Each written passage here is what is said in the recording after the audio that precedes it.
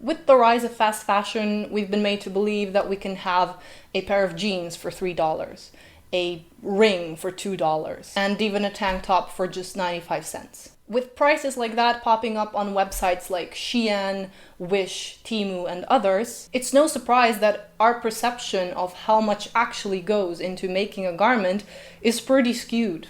This video is a continuation of some of the thoughts that I have on fast fashion. Recently, but not so recently, I talked about the SHEIN influencer scandal. You can find the video here. But today I want to slightly broaden the discussion on fast fashion. Fast fashion convinces us that pretty much everything is accessible to everyone. And accessibility in and of itself is not bad, but it does come at a cost. A fair wage and decent working conditions are often not accessible to people producing those accessible garments. Meanwhile, the consumer may pay a bargain price at first, but the real cost often comes with a delay. It shows in the quality of the garment, its longevity, and sometimes even in the safety of the materials used to produce it. Now, I don't want this video to come across as preachy because it's easy to say be mindful of the clothes that you're buying, but it's much harder to do something about it when you yourself are barely making ends meet. I fully understand that a lot of people are not in a position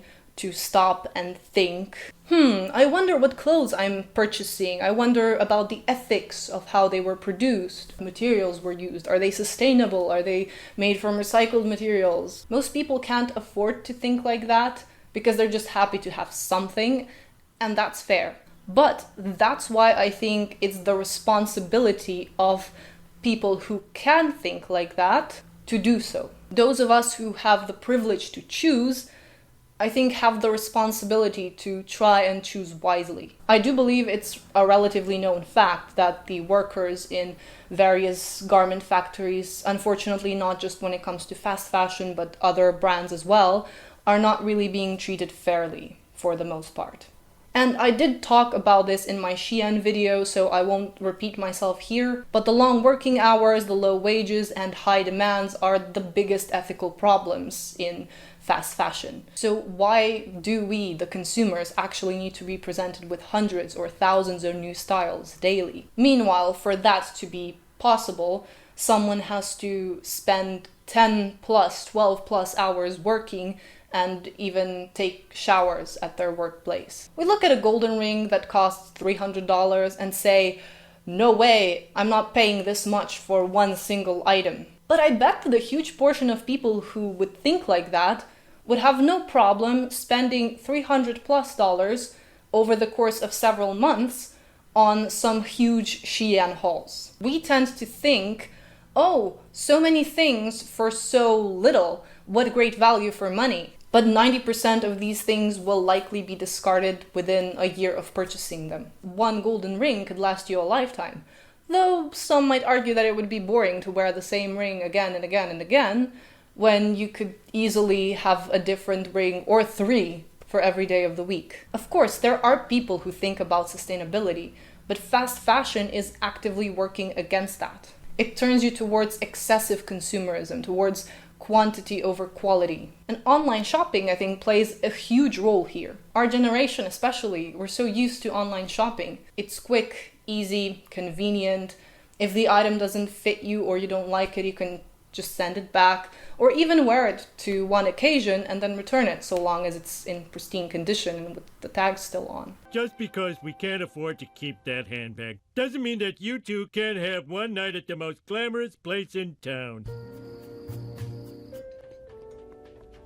With options like this existing and being actively promoted, it's easy to see why people just wouldn't really think about longevity all that much. And then there's the novelty factor.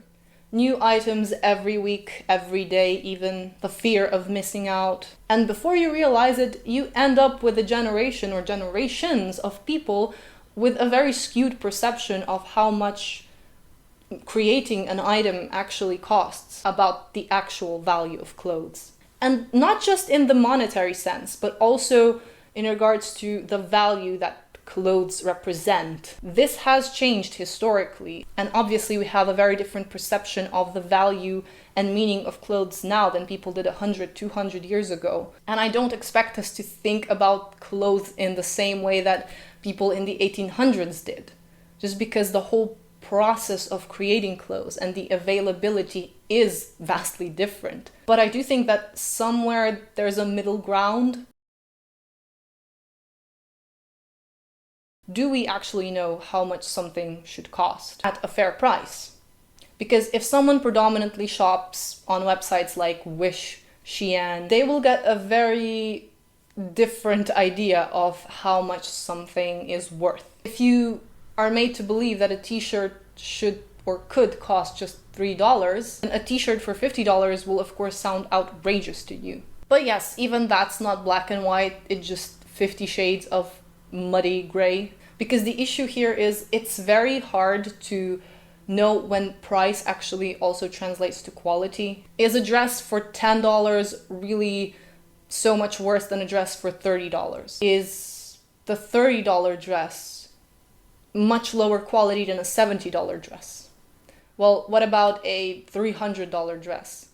Is that one really so much better than all the other ones? I don't have an answer, I'm just putting the questions out there. And even though fast fashion items, their quality may range from surprisingly okay to downright horrible, there are still other issues with fast fashion that maybe, non-fast fashion brands don't have or don't have as much of. You may think you're saving money if you manage to get a shirt for $3, but have you really saved money if you have to discard it after a few months? So then the cycle starts again. You buy an affordable shirt, wear it a couple of times, discard it. By the end of the year, you end up spending just as much or even more than you would have if you just bought one higher quality item. So instead, that money was spent on a handful of shirts that were produced in poor and unethical conditions, most likely with fabrics or dyes that are bad for you and for the environment.